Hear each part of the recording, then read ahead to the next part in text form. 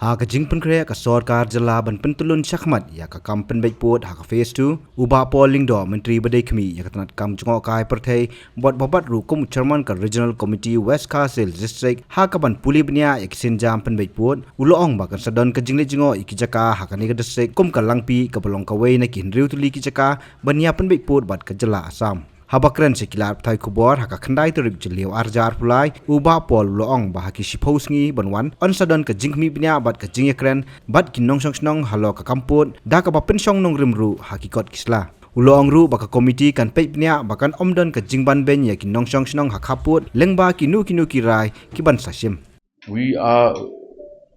very likely to visit the West Khasi Hills in the next 10 days. So we will schedule a series of meetings with the traditional institutions and also the heads of the district administrations of West Khasi Hills, and it should take us about 2 weeks or so. This is a very contentious issue, but we would like to move forward. First and foremost, the approach of the government, which is to get the views of the local community, is a very viable and valid approach.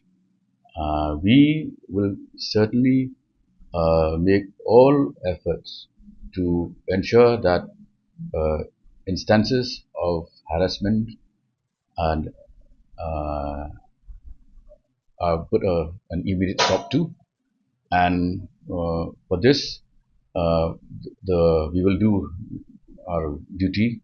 and ensure. I have also spoken to the minister in charge, Home, and we must be in a position to strengthen our patrolling of the border districts at the earliest. And as far as Langpi is concerned, as you're aware, even the KHADC has already approved project of setting up a local police outpost at Langpi.